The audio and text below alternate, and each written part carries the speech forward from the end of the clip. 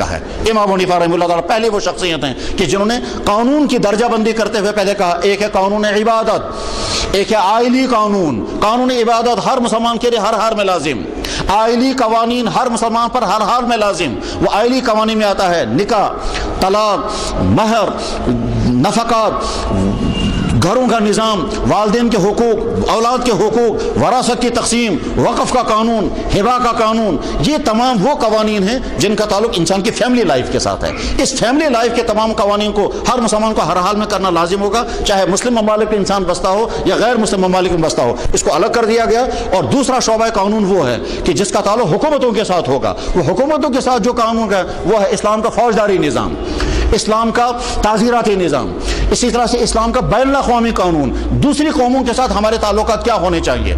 बहुत नाजुक, बहुत मुश्किल। जनाब रसूल अकरम सल्लल्लाहु अलैहि वसल्लम ने अपने ज़माने में इसका आगाज़ कर दिया था।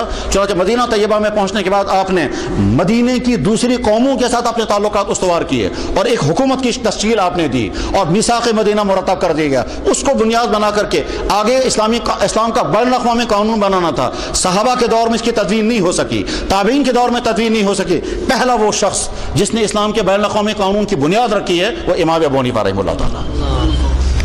चुनांचे सबसे पहली उन्होंने किताब लिखी थी खुद इमाम साहब रहमतुल्लाह ताला ने, लेकिन ये हमारे लिए शोमी किस्मत है कि वो किताब हाथ कहीं नहीं आई। वो किताब कहाँ चली गई? किताब का नाम था सियर अबी हनीफा रहमहुल्लाह ताला।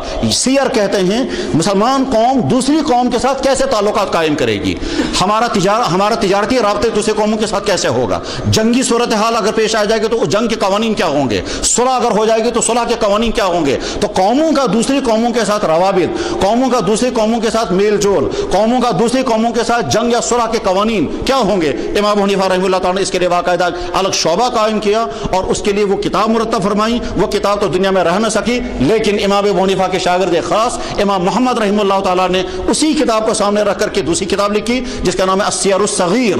फिर जब वो छोटी सी किताब थी उसको और बड़ा करके लिखा, किताब का नाम रखा अस्सियरुल कबीर। उस सियरुल कबीर का मतलब ही यही है कि मुसलमान कौम यहूदियों के साथ, नसरानियों के साथ, दूसरी गैर मुस्लिम अक़वाम के साथ जब ताल्लुकात कायम करेंगे उसके लिए कानून क्या होगा, किन सूरतों में हमारा रवैया क्या होगा।